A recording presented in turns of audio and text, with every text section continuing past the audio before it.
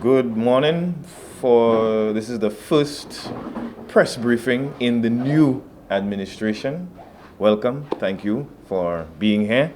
Without further ado, the first speaker in the first press briefing in the new administration will be the Deputy Prime Minister. His portfolio largely remains intact with the addition, I think, of Consumer Affairs and Commerce. So he will clarify that further, and if you have any questions relevant to his ministry, of course, he's at your disposal. So, Deputy Prime Minister. Well, thank you very much. As indicated by Riani, it's the first cabinet press briefing after the swearing-in of ministers on Friday. So basically, I think I'll probably make a general comment as it relates to tourism, and I'll allow you to ask questions, whatever you may wish to add. I should also indicate that it's going to be, Cabinet will take a break until January 5th. So we're meeting today. The new Cabinet members have been given their orientation right now in terms of Cabinet procedures, in terms of the expectations of them as ministers. So you can imagine it's their first Cabinet meeting, so they've been thoroughly oriented now by the Prime Minister and by the Cabinet Secretary. And they will, in a sense, get us an understanding of what's expected of them as Cabinet ministers. And then, of course, we'll take a break until the first Monday in January when work actually starts. Cabinet today will also approve the VAT-free day, the details of the VAT-free day, which will be approved by Parliament tomorrow, because Parliament will also be convened tomorrow. So that basically is what's happening today. So I don't know whether you want to ask any questions on the composition of Cabinet. The Prime Minister did, in his presentation on Friday, explain the rationale for it, but you didn't get a chance to ask any specific questions. And to the extent that I can provide clarity, I will do so, and to maybe provide any further explanations that you would require. And then, of course, I want to highlight, you would have seen on social media, and I think you will be getting, and San can probably share with you, the arrival numbers for November. Every month we speak of the arrival numbers. A lot had been said about tourism in St. Lucia, whatnot. I'm really pleased to announce that November 2025 was actually the best November in history for St. Lucia. We saw the highest number of arrivals for November. And like I said, he will print out or circulate. I will share with him the document with all the details on the arrival numbers. And again, I want to put it in context. That's at a time when we even have a decrease in room stock available with the closure of the free hotels on Ridgeway Beach. But of course, as you know, Secrets is now fully operational after its reopening during the summer. And we're looking forward to a winter, of increased arrivals. We're seeing a slight increase in our airlift as well, and that augurs quite well for us. In January, we will see the opening of Lifeco at Mont Pimad, which again will be a very significant addition to our tourism product, with the wellness sector, getting quite a boost with the opening of Lifeco. And you will be provided with greater details as to the Lifeco property and what it would offer. And, I'm certainly looking forward to 2026 as a very transformational year for tourism in St. Lucia. For my part, I expect for us to have an expansion in our community tourism efforts. A lot has been achieved, but we're really looking forward to taking off next year with quite a bit of community products coming online. We will see the completion of the GPH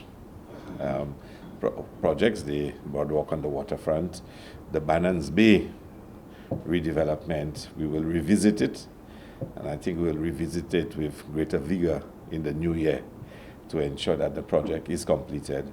The Soufrière waterfront will also be seen an acceleration of works. So we're really looking forward to 2026 for our tourism sector.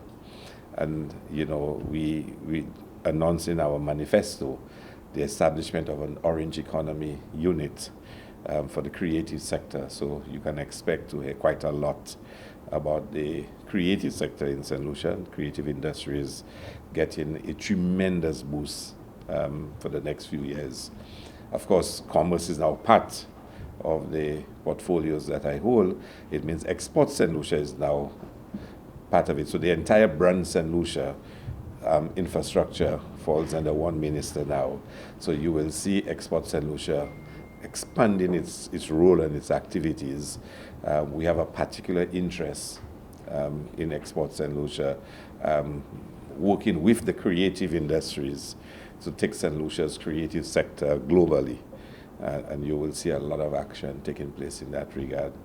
In early January, we'll be formally announcing the jazz lineup. And from all that I've heard, and it's going to be quite an exciting lineup. And I think somewhere in mid-January, we'll be announcing the lineup. Already we've announced 2 artists, Thames and another artist. And that's going to be exciting. Some of the carnival bands are getting ready to launch their offerings for 2026. So we're expecting Carnival 2026 to be even bigger than 2025. And 2025 was big. So I ask all St. Lucians to look forward to a very, very exciting year in 2026. So, questions from you? Commerce Ministry, what are you hoping to change and what are you looking forward as a Minister for Commerce? I think I haven't really gotten all my briefings yet. I meet the ministry tomorrow in terms of the permanent secretary to get a status report on the various programs that the ministry has been working on. But I can tell you that our government is very clear. We spent the last 4.5 years during our first term with a very clear clarion call to put the people first. You would have noted that for the election campaign, our slogan was moving forward together. And it tells you the shift we are taking. Not that putting the people first is of any lesser importance, but we believe we need to bring the country a lot more together to break down some of the division and the divisiveness and the separation that we feel in our country. We believe we have a golden opportunity to build on the successes that we've had and for us to be able to take St. Lucia to an even higher plane, higher levels of achievement. And we want all St. Lucians to take that journey with us, all St. Lucians to take that journey with us. So we'll be issuing that call, and that will be a repeated theme of ours. We are putting people first, and we want to move forward together. Now, if you translate that to commerce, you would have seen some of the successes in the Ministry of Commerce as it relates to small, micro, and medium enterprises. We believe this is a tremendous opportunity for us to take the work that Minister Hippolyte started to an even higher level with a very determined focus on building the small business sector in St. Lucia. So we need to step back and look at what are the obstacles to getting more St. Lucians to start their business and to invest in this country. We've seen the successes of the youth economy, but that's up to a certain age grade range, is for a certain demographic. Let us look at the successes of the SSME grant loan facility, and let us start removing the institutional and the regulatory and the legislative barriers to getting St. Lucians to get small businesses started. And you will see certainly, as Minister of Commerce, we focusing intensely on the ease of doing business in St. Lucia. Let's remove those barriers. Let's create an enabling environment in St. Lucia where St. Lucians feel confident that the government supports them to get businesses going.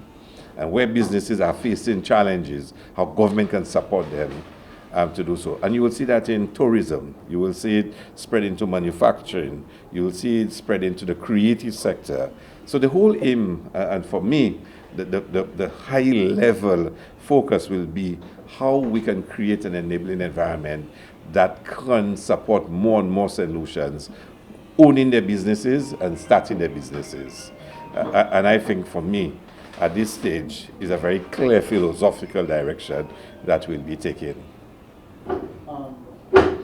a lot of said was well in the campaign last year about the CIP. I mean, and I recently saw an interview with the chairman giving a clear indication. What are your thoughts on how do you see the CIP going forward? What was being said?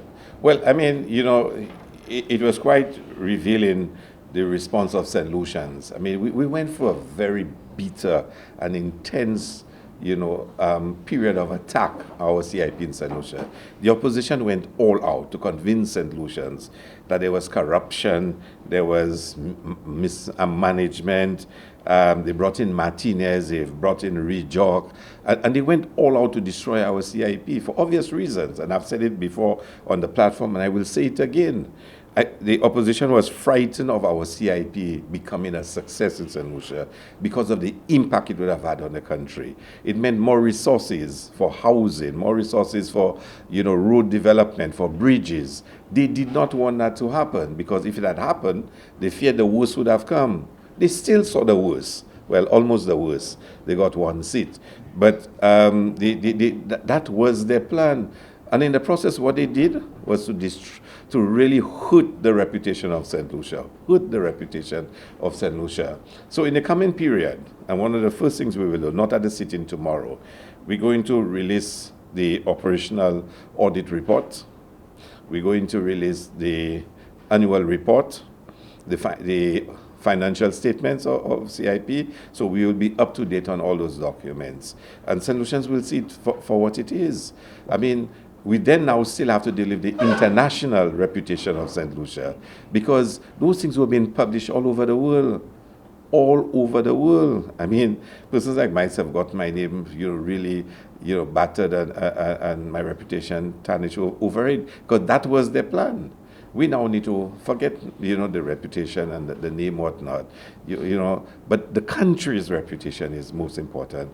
So we've made changes at the last sitting in Parliament, where we've almost gone back to where we were in 2016. We have strengthened our CIP beyond what any other country has in this region, beyond annual quota, net worth. All those things we've brought back into the CIP in St. Lucia. And we now need to tell that story to the world, that you see all what you heard by the opposition, why it was being done, and where we are now in actuality. In actuality. Forget all the shouting. The time for shouting is over. The people have made their judgment and their decision. Here is the reality of what exists in St. Lucia. Because we believe our CIP can serve a very useful purpose. We believe it can bring tremendous benefit to this country. And we will continue to sell that message and open ourselves to scrutiny. We also changed the legislation to allow the board that's going to be appointed to be a more diverse board, bringing in varying talent. So we will appoint a new board under that new legislation. And for us to tell a story, and for St. Lucians to actually see more and more the impact that the CIP has had. And we just need to continue. And I'm sure, the CIP will continue to make a significant contribution to the development of St. Lucia. The report is on the table? Yeah, the report is virtually available. Of course, like I said, not tomorrow, but at the next sitting, we will table it. And you will see, again, all the lies that were expressed. But the thing about the opposition, and they're still not learning their lessons, is that it was such obvious, distortion and misinformation. It's so obvious. And I said it in see my presentation in the House, when I really exposed that the leader of the opposition, everything he is complaining about, he did it. He's the one who set it up and caused it. But I don't even want to go down that road. I'm not going to fight yesterday's battle. We've won that battle convincingly. I ain't going to fight it anymore. So we're going to look to the future to tell St. Lucians have confidence. St. Lucians saw what this government delivered in 4.5 years, and they said, look, we're giving you another term to continue your good work. What we're going to say to them, we're not going to just continue the good work. We're going to intensify and expand and increase the good work that we did. Because I honestly believe the next 5 years in St. Lucia will probably be our 5 most glorious years. And that's what we're going to deliver to the people of St. Lucia. Yeah, social and economic review, does this somehow suggest, well, I think it suggests that there is going to be a 1.4, 1.5% increase, which is down from 4%. 4.7. How do you juxtapose that against the wonderful figures that you're expecting this year? Well, wonderful figures in terms of what, the tourism arrivals or Tourism, overall? I guess spearheading the economic attack, but generally. Well, I'll wait in early part of next year when the figures are actually tabulated. I mean, these are projected figures, so I'm going to wait to see, because if you notice the final figures for this year is way higher than what was projected for last year. So I mean, and those things do happen. So I'm going to wait to see it. But I will say though, that the capacity for project implementation in this country has to be addressed, because quite a number of projects we expected to have started this year have not started. In fact, in January, we'll have the groundbreaking for the Grand Hyatt in Shabusha in Sozel in January. That should have started, months ago. The project at Point Seraphine had been stalled almost for the entire year. It has to get started. The project at Pope Site, the Rodney Bay City Center, did not start until later. So there are a number of projects that never even got started. The Uranura International Airport redevelopment, the new terminal, did not get started this year. So they actually have had a number of projects that did not get started. And we now need to push for the implementation of a number of projects in St. Lucia. So Isla Development and Mount Pimad is really moving at pace, but the Redry Beach, 3 new hotels on Redry Beach is expected to start early next year. So again, there are a number of projects, like I would repeat, did not get started when we expected them to get started. And we have to find a way to enhance the capacity of this country to implement projects, certainly at a higher rate than we do right now. I'm happy you brought up the Point Seraphine that seems to have been dormant for the better part of this the year. year, at least. What is the status? What is the situation with that? Well, we're expecting it to start after the season. They are mobilizing and getting their arrangements in place for them to do so. There are issues with the arrangements, not on our side, on the developer side. And I think the developer has to, with some of the changes that have taken place globally, they have to ensure that the financing is in place to complete it. They had some issues with the contractor. The financing is coming out of Europe, and there have been changes as to, what exactly is possible. And they've given us the assurance that they will start, and we facilitated, as a government, the approvals necessary for them to get their concessions for them to resume. And like I said, there are a couple of other projects too that we just need to get going. And hopefully in the new year, they will be starting.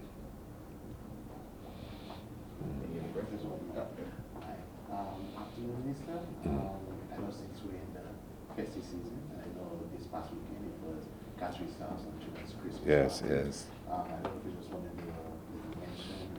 Yeah. I mean, it's a tradition of ours.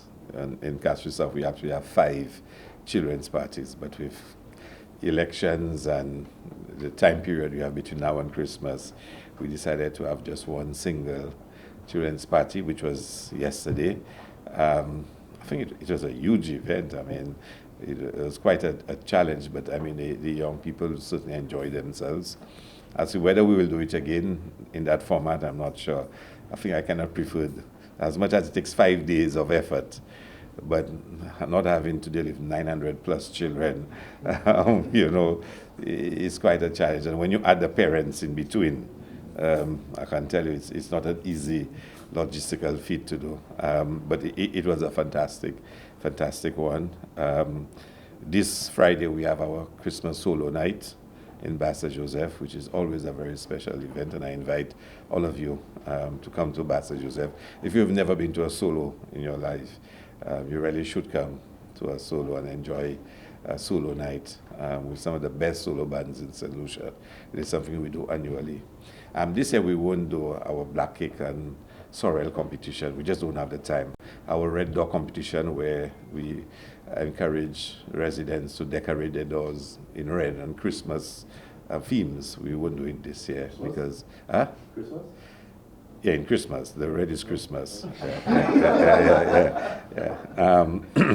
So we won't do it this year because, again, like I said, the elections really put off stuff. So we will plan for that for next year. And come next year too, you'll see in Castries South, we're doing a lot more soft skills, soft programming, more sports development programs, skills training programs, conflict resolution programs, parenting programs. I think we're going to do a lot more of those kinds. Music, and the Cicero Combined School, for example, they've set up a new IT room. They're now setting up a music room. So the school will be hosting a lot of those programs, we're going to be buying instruments, for all the kids so they can start learning music. We'll start a music program in the community. We're hoping we can start a studio in Fuasho.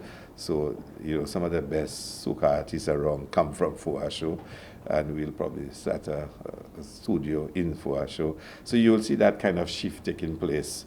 We're going to start our new community center in Cicero, our new health center in Cicero. There's a lot that's going to happen in the constituency to continue the work that we've started. We've done quite a lot of work in terms of the road infrastructure, drains and steps and whatnot. So I'm looking forward to it. It's going to be a real exciting period over the next few years. Listen, you want to just clarify Mr. John Paul's role in the ministry? What exactly will he do? What is expected of him? How will the two of you work in the ministry? Yeah. I mean, we're still defining the contours of that. You will notice that in the case of Honorable Harak Singh, Senator the Honorable Harak Singh, and Honorable John Paul, they are ministers in the ministry. In the case of Harak Singh, she's a minister in the Prime Minister's office, and John Paul, minister in my ministry. But in the case of Danny Butcher, he is a minister in Ministry of Education, but he has been given specific responsibilities. So his warrant identifies what he's responsible for. So Honorable Estefan and myself, we've had some preliminary discussion, and we will have an arrangement in terms of what he provides oversight to. There's a lot in that ministry, but we've set up a very good, template almost in terms of tourism, in terms of culture, in terms of creative industries. But we have some new challenges, in case of heritage. We need to focus on getting the National Museum going, the National Archives going. Those things are important aspects for our heritage. So we'll be working on those things. And like I said, creative industries will be a big issue for us. Community tourism, we really want to expand it. So he and I have a lot to do, and we'll sit down and work it out in terms of what he takes responsibility for and what I would be responsible for. And so we are discussing it right now. I can't give you the exact, understanding of how it's going to be done. But the one thing I have told him is that we'll be working very hard. I mean, there is no, in our ministry, there's no downtime. You work every day, and that's just how it is. And he's coming ready to work very hard. And his spirit is very good. His interest is excellent. And, I'm looking forward to working with him. Okay. Anything else? Yeah. On a very, very, very different note, what do you say to the suggestion that after the election,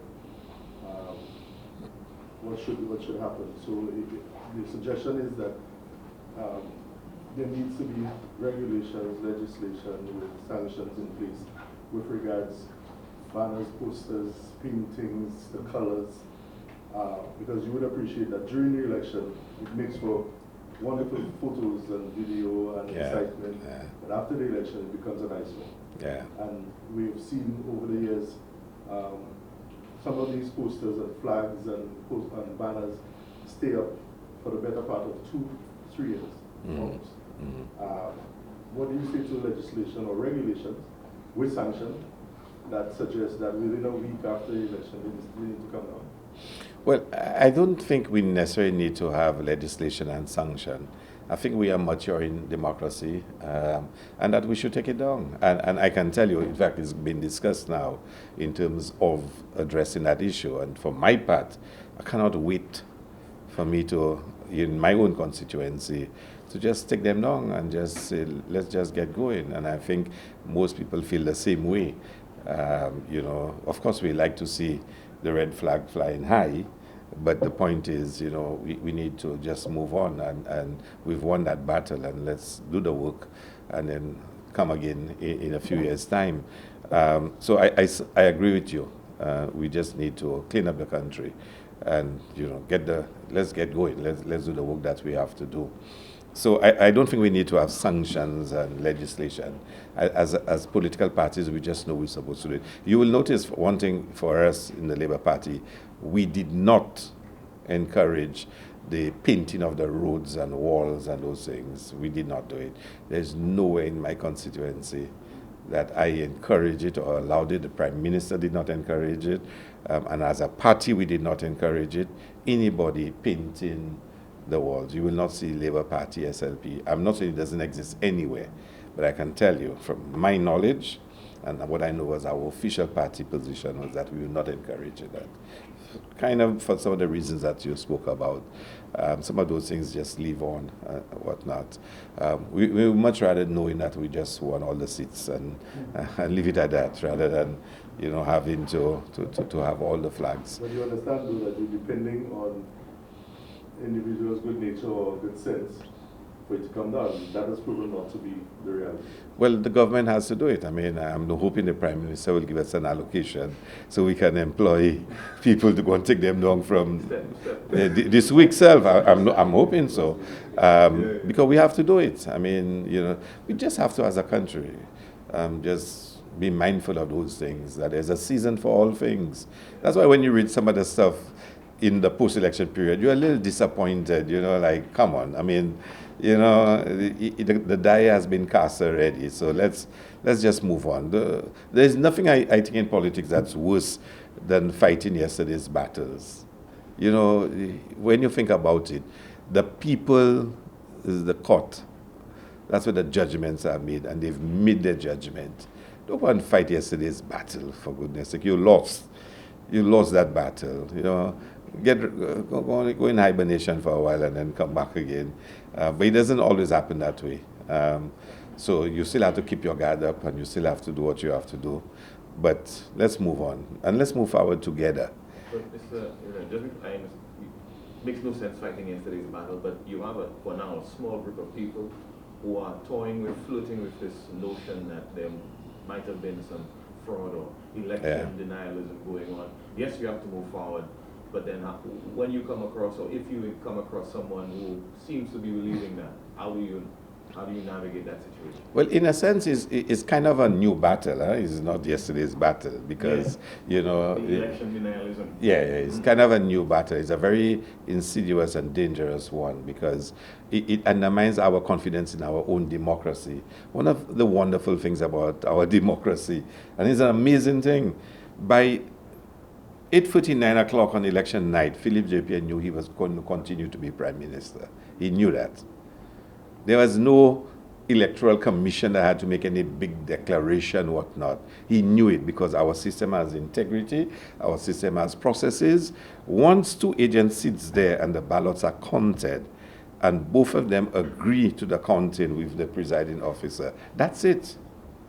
The only thing that can be really reviewed is any rejected ballots.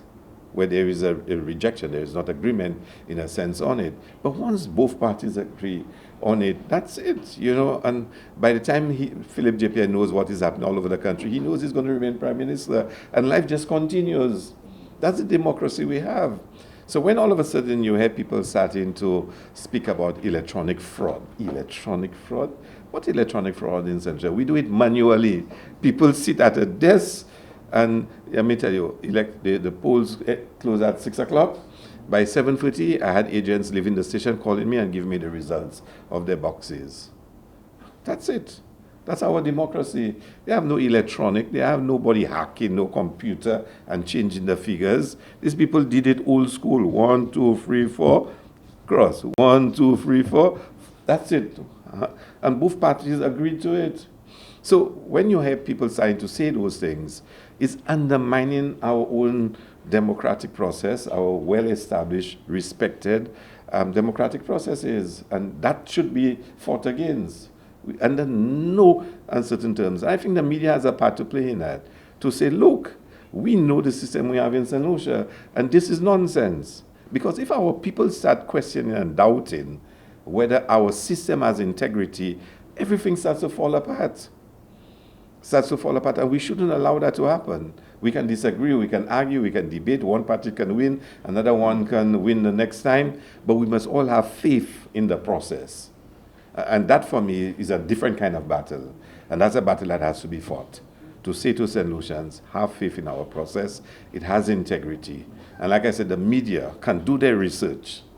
The media can go and find out and say to that, that's unacceptable. What electronic fraud in St. Lucia? Seriously. Think about it. What electronic fraud do we have in St. Lucia? Maybe it's counted and recorded on the computer. But it's already counted and signed off before it goes onto the computer. The agents would have had the numbers before it's Trying to digitized. help the situation. Yeah. Up to now, no agent on either side have come out to my mind to say, well, no, this is not the number that I gave up. Precisely. So, I mean, that just cannot work. And if you say what the voters list is bad, well, we do need to verify the voters list. There are a lot of people on the voters list that now live overseas. Now, a lot of St. Lucians who are making those claims, they live overseas, and some of them probably, if you stick to the law, and I'm not the authority on it, but from my knowledge, you can ask whether they should even be on the list. You can ask that question. And maybe we should sanitize the list in a sense, because there are a lot of people there who don't live in St. Lucia. But they still want the right to come and vote, in St. Lucia. But we must not, undermine confidence in that process, because it's a very sacred process. It's what gives us faith that the people's voices are heard and respected. And for anybody to try to undermine that is really, really reeking of desperation. Do you expect the opposition now, or would you encourage them to at least do their part in downplaying that notion? Well, I mean, I think the opposition, and it's not my business really to give them advice what to do, and if I should give them advice, it'd probably be for them to stay in opposition. But, they really should, get their act together. It just doesn't work, if what they try. Okay, one more. Sorry, Jerry. One more to go. Jerry wants to go, but that's Jerry's business. You mentioned the media and the responsibilities of the media. When it seemed for successive governments, Yeah. SLP and UWP governments, there have been scant regard paid to the Ministry of Information with respect to the media workers and media association, whatever media association there is.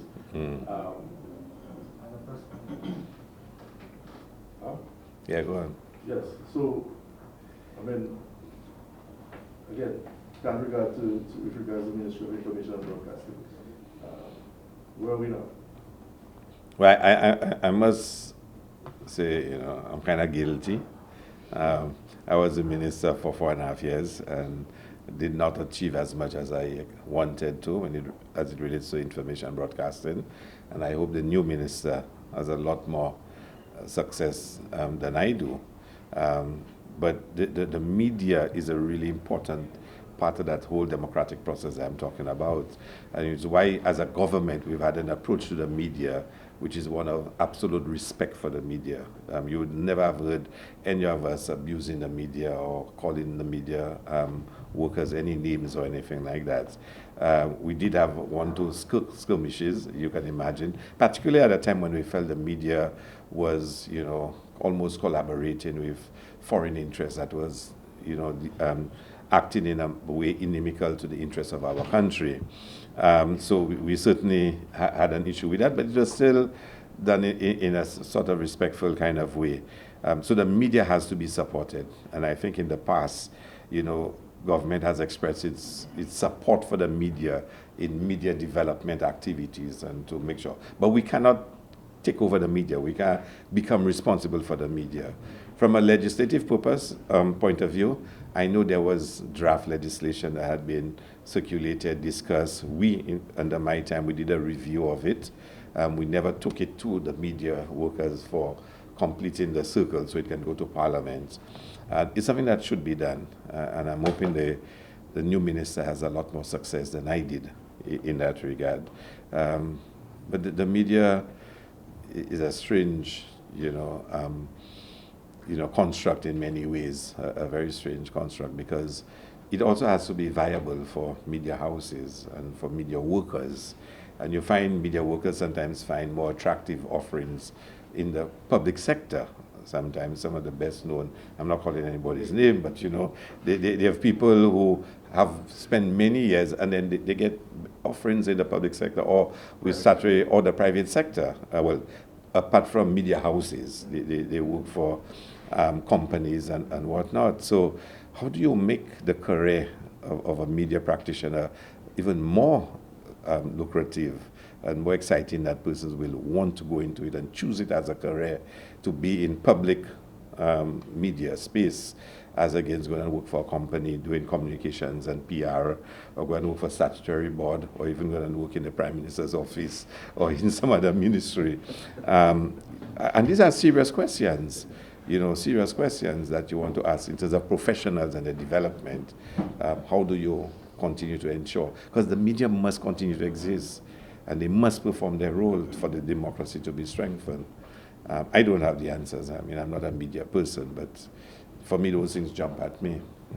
Final question. Good afternoon. All right, most likely the final minister will be the Prime Minister to address you on his first cabinet meeting into this first or new administration. Okay, Mr. Prime. Thank you very much, Riani. First of all, I want to thank you for joining us. I want also to thank the public of St. Lucia for the overwhelming mandate that they gave us on the 1st of December. We are very fortunate that the people of St. Lucia have expressed such confidence in us. Our government has blazed the trail in terms of records. It's the first party that has won 2 consecutive elections since the year 2021. The last party to do that was the St. Lucia Labour Party when we won in 1997, and we won again in 2001. We are the first party to have done that. We're also the first party to have increased its majority, both the majority of the popular vote and majority of seats in Parliament. And this is a major responsibility and a show of confidence that the people have put in us. And we intend to do exactly what the people requested of us. Good government, inclusive government, a government for the people. This year, our priorities are going to be basically the same in terms of the unfinished projects. In terms of infrastructure, the work on the Hewanorra International Airport Terminal is going to continue. And I say that because I want to inform you that work on the air traffic control tower is happening as we speak. And work on the terminal, we've done it the right way. We've done it for an international tender. It's an international tender, and these tender documents have been opened and they're being evaluated right now. So the tender is going to, it's a very transparent process. No direct awards. It's a major infrastructural project, so we went international. I understand that there was quite a bit of interest, and we await the decision of the Tenders Board of SLASPA, and work will start on the Unera International Airport Terminal early in the new year. Work will also continue on the improvement on the runway and the airside features. That's going to happen again. That's going to continue in the year 2026. As far as other infrastructure projects are concerned, work on the Grosley Castries Highway is going to continue. Again, the consultants, the engineering work is being done, and very soon tenders are going to go out for contractors. Funding has been secured, so we expect work on the Grosley Castries Highway to start in the first 3 months of next year. In terms of St. Jude Hospital the building has been completed, commissioning is taking place, artistic equipment is being put in, and the full commission of the hospital will end most likely in the first 3 months of next year, when all sectors of the hospital will move towards a new building. Right now, some are there, the laundry, the administrative office, psychotherapy, but the entire hospital hopefully will be moved there in the first 3 months of next year. Equipment is being put in, and the hospital is fit for purpose, and we are very pleased that that's going to be happening. The House of Justice project is continuing. Work is going on in the House of Justice project, and we think that there'll be 2 years of construction, and then the House of Justice should be ready by the year 2027. I don't know how many of you visited the Grosley and the Northern headquarters with me. That's going to be, the police will move in that building in the first quarter of next year. The construction on the extension to the school buildings, by September, the new school term, all these buildings should be complete, and students should be enjoying these new premises. You may recall that we spoke about building the fifth finger of the OKU hospital. I've been informed by the board that work is progressing in terms of the plans, etc., and we think work should start on that fifth wing again in the first quarter or the first 6 months of next year. These are the public sector projects that are ongoing. Work on the police headquarters, we're going to be going out for that. The Viewfort Administrative Building, the Sufra Administrative Building, that these are work in progress that we're going to start next year, first 3 months or first 6 months of next year. Work on the Sufra Elderly Home is going to commence again in the first half of next year. These are public sector investments. In terms of the private sector, the Alia Hotel work, you must have been briefed by the Minister of Tourism on the private sector investment projects. That's where we are in terms of in terms of social policy. You may have noted in my cabinet composition, I have included a Minister of Continuing Education or Special Education, of Continuing Education, and for early childhood. We're going to take some concrete steps towards universal early childhood education. In the budget, some concrete steps are taken, and we hope that every child will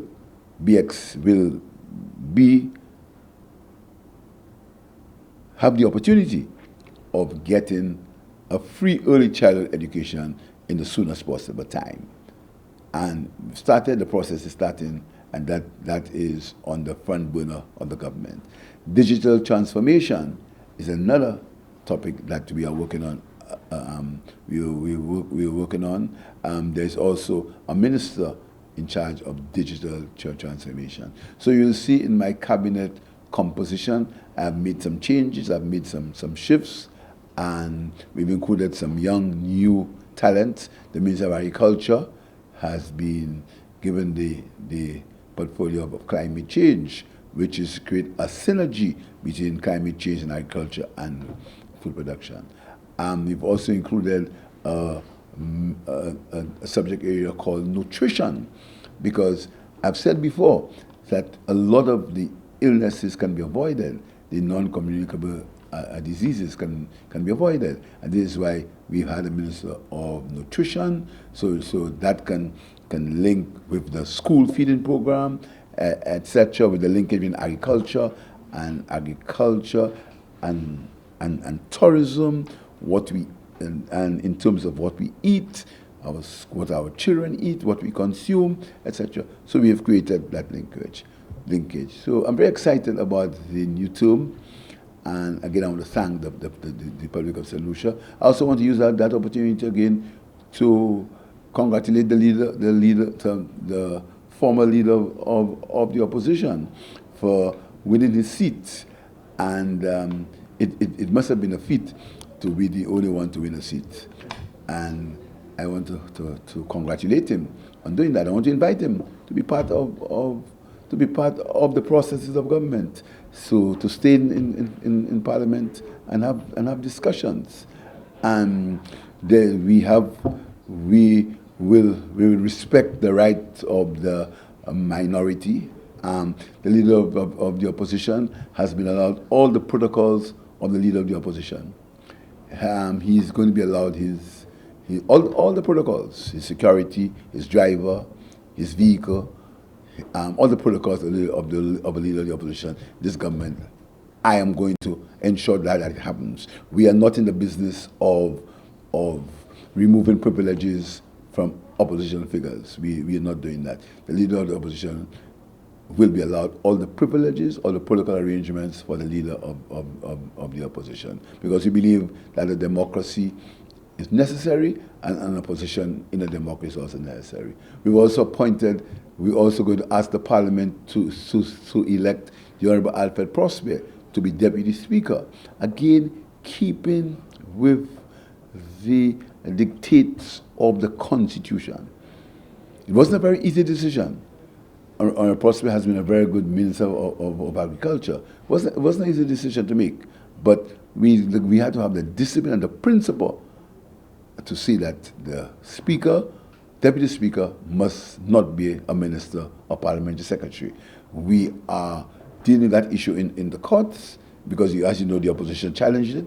So when that happens, we'll consider Mr. Prosper back in the cabinet. I want to thank him for the work he did in the Ministry of Agriculture, and show the signs of his statesmanship to willingly accept my nomination for him to be Deputy Speaker. So, as I said, I'm very optimistic about the new year. There are downside risks. I spoke about the downside risks: climate change, hurricanes, downside risks. I also spoke about the human development. There's going to be a concerted effort in this budget to ensure that we do not allow the frustration to enter into our young men. Whether you're going to be part of the society, you're going to be some targeted programs towards young men, targeted programs. I've had discussions with the management of CARE. We think CARE is a very worthwhile institution, and we're going to partner with them to see how we can go forward. And so I want to thank you, members of the press. Sometimes you've not been very kind to me, but this is part of my job. I want to thank you for a job well done. I think our democracy is alive and kicking. I want to tell you that I always enjoy gentle banter. Sometimes we've got so rigid in this country that we can't even make a joke. And anytime you make a joke, people take it in all kinds of ways. This country belongs to all of us. The people have spoken. The people have spoken in no uncertain terms. They've not only spoken in terms of seats, they've spoken in terms of votes. The Labour Party increased its majority. So the people have decided that they want the Labour Party to govern this country. So let's accept it. let's work together, let's accept it, and let's move on. Right? As far as I'm concerned, I want a healthy democracy. I want healthy debate. I want healthy discussion, as far as I'm concerned. My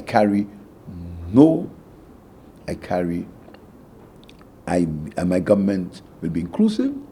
My government will practice no intimidation. My government will practice no victimization. My government will work to the benefit of the people of this country. Prime Minister, one of the issues, no VAT day, where are we with that? The cabinet just approved the no VAT day. The legislative process will happen tomorrow. Tomorrow is the official opening of the 14th Parliament, and tomorrow is happening at 10 o'clock with the official opening of the Parliament, and the House of Assembly will meet in the afternoon to go for the legislative processes of a no VAT day, and the Senate will meet on Wednesday to complete the process, because as you know, we cannot amend VAT unless there's a legislative approval. So that's going to happen on Wednesday, and the date will be announced at that time.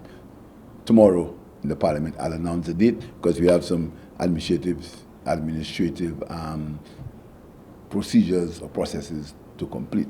But as we promise you a no VAT day, I know some people were skeptical about our no VAT day, but this government, when we make our promises, we keep it. In that one, have you consulted the chamber and hoping that the private sector will be on board with this? Oh yes, we've had discussions in the private sector. Up to this morning, discussions are continuing in the private sector, and we are hoping these discussions are continuing. And again, the Chamber of Commerce has worked with us. You know, you've seen some reductions in the price of food in the supermarket.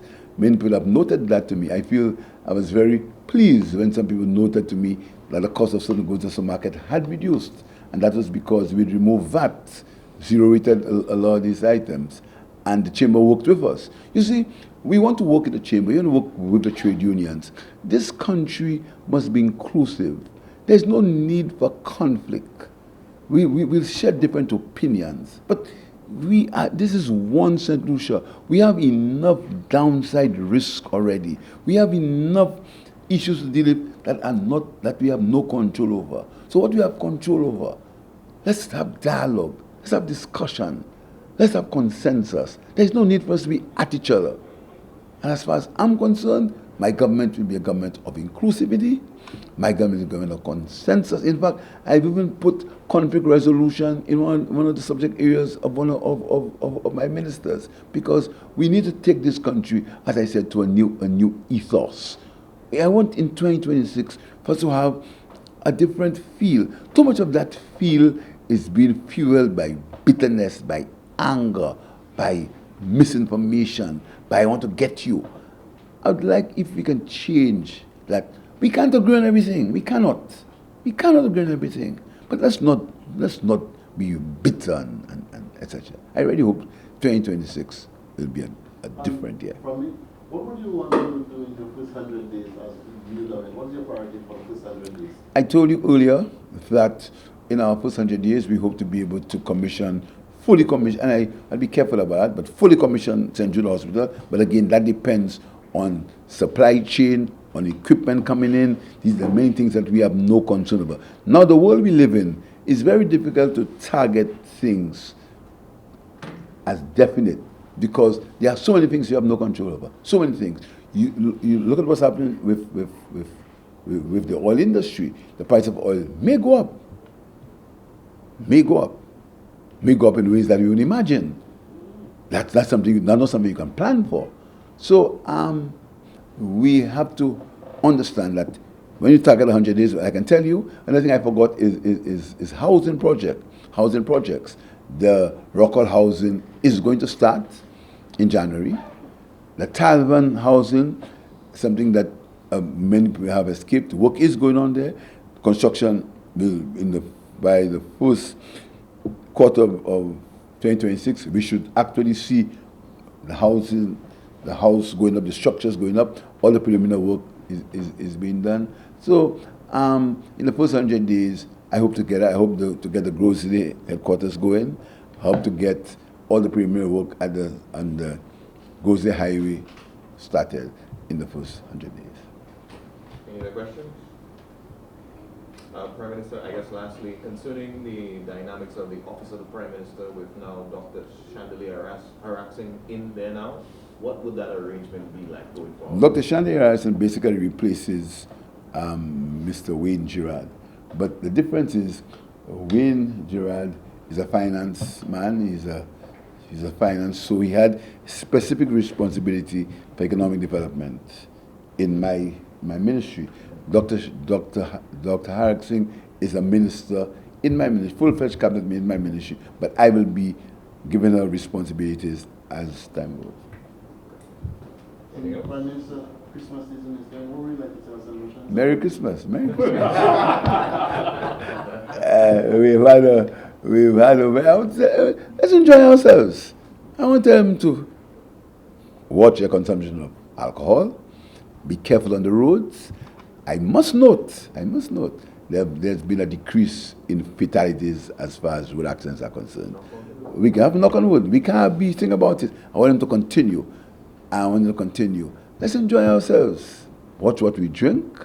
Let's not overdo it. Let's enjoy ourselves. It's a beautiful country, you know. Beautiful. I mean, look at that. What countries have such smooth elections? No one gets injured. We have to respect our democracy. We are respecting the way people can say whatever they want to. Even with results that they can see, they still say whatever they want. That's our democracy. So during the campaign, I spoke about love. I genuinely I love solutions. We are special, we are unique people. You understand? And during the campaign, you saw that uniqueness. You saw that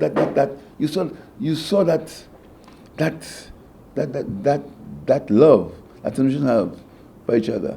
So let's enjoy ourselves with moderation, and let's look for a very exciting 2026. Very exciting. We just hope that the weather, climate change doesn't affect us, because everything we do can be wiped out. Everything we do.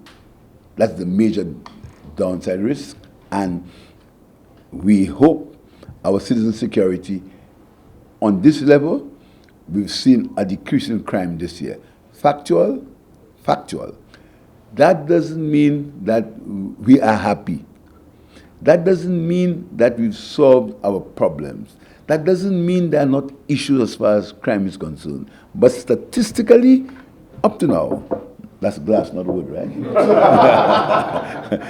Up to now, we have seen a decrease in crime, up to now. Go to the objection. The police force, only last month, we increased the technology available for them.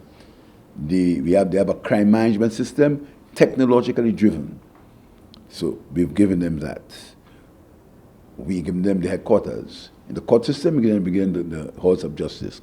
We hope we can continue. But there is still an unacceptable level as far as citizen security is concerned. But we're getting there. I guess there's nothing else. Minister Gillette addressed the issue, but I thought as the head man, I should pose the question again with regards to media. So in successive governments, we've seen something of kind regard paid to the media and the media association and information and broadcasting ministry. That I think has been assigned to Mr. King. What are the plans, if there are any, with regards to media, and what do you want to see happen with regards to media? I know you suggested that you have had some turbulent times with the media, but I think if I am to speak, I think you have enjoyed a very calm environment. Yeah, because I've tried my best to be calm. No, I'm seriously. That's a good question you ask. But the question is, how far do you want government to get involved with the media? That's a very serious question, I mean, remember sometimes Kenny Anthony invited the media to his home for a drink, and there's some people who said that we were trying to buy them. Yeah, I don't even remember that. You know that? Yeah. So the question is, how far do you get? Because people believe that the media must be adversary, that there must be adversary between the media and the government. I think some people believe that that must be a natural thing. Like something, I report it to the media. Yes, sir. But so for me, as a politician, as a prime minister, I respect the media, but I don't even know whether what must I do. So if there's a media association, I want it to be autonomous. I want it to be. But what I do not want, what I worry about, is when we pretend to be media and be politicians. That's what concerns me. I don't mind Fox Radio. They say they're right wing. So anytime you open Fox, you know you're talking about people who support the Republican Party, they're right wing. You go to MSNBC, they are Democrats. Then you go to ABC, they more moderate, but leaning towards the Democrats. But what I don't like is the pretend that we're not political. I don't mind if a media man raises hand and says to me, I support the United Workers' Party. I support the United Workers' Party. I'll push the United Workers' Party's programs. I have no problem with that. But do not criticize another man that says, I support the Labour Party. Don't call him a yalfa and a hack and these kind of things. That is my problem, my issue. But the media, as far as I'm concerned, the media, International, has been, I don't think the government should give the media an environment. The environment should be there for the media to enjoy. So I have a problem with people saying that what is the government doing for the media? When it comes to training, yes. When it comes to legislation discussion, but you remember 361? Remember what happened to 361? Right. That was hoping that what the Prime Minister was hoping for, he was giving the media an environment. And look at what happened. This Prime Minister is not making that mistake. But I think that the media, what is maybe concerning to some people, is when the media masquerades as being impartial and they're not. I think that's the issue. When they masquerade and then all the signs are they are on one side of the fence. But a lot of people on one side and a lot of people on the other side. Let the democracy prevail in the media if that's what the media wants. But do not criticize one set of people because you call them hacks and surrogates of the government because you believe they're pushing the government's line. That's my only concern. But I'm willing. We have a new minister to talk to the media about training. I mean, the media, we want to invite me to come on tour, but again, we invite me to come in first, they say we're buying them. You understand? When I was Minister of Tourism, I brought the media to Atlanta with me and things, so people said I was trying to buy the media. You understand? Because people believe that the media must attack the government. People believe that. That's not it. But so, in terms of cooperation, working the media, I am very happy to do it. There's a new minister, he has a mandate, and training, legislation, etc. But the media also has a responsibility when to call everybody out. Everybody out. Because there are certain things that are said in this country that are blatant lies, proven lies. But this must be called out. It's not only the government that has to account, you know. A lot of people say only the Prime Minister, that must be a law, that must be a law. Every public figure must be called to account. I mean, certain things that are clear, they repeated. No one says that's not true. I can give you several examples. And sometimes you even report it. What's obviously not true. But that's your job, I respect it. But I think that's what we need to let the media bring truth to power, especially when the truth is there for everyone to see. Yeah, I think Ryan just wanted to know if you're going to give us a pension. Give the media subvention. If I do that, I buy it. The subvention existed. Oh yeah? Yeah, once upon a time, yeah, there was a subvention once upon a time. But $12,000 a year. Oh yeah? Yeah. We can bring it back. No, don't do that. With that. So it existed, one payment was made, one was pending. No, because I think because you got criticized. I think that's why. I think they said we were buying the media. No, well, there was We an incident. can discuss that privately, but there was, Subvention. there was another That's what issue. the media said that wasn't great. Oh, I remember that. Yeah. Remember that? Yeah. I remember the accountability. Yeah. I remember. But they're looking to double at 12,000. Absolutely. And another issue is the issue of special education.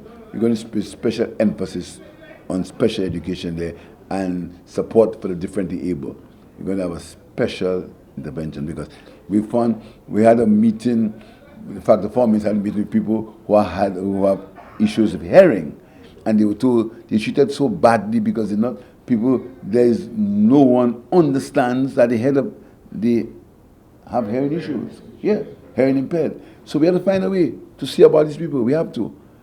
I don't know if it's they were talking about giving them something to show, but you don't want to show your disability. So we have to find a way to work with these people. We have to find a way to work with this because a number of people are becoming differently able, and people. We have to work with them and stop making them believe that they have to make a contribution. They have to make, and they can make meaningful contributions to our country. That's another emphasis. Education, special education. Thank you. All right.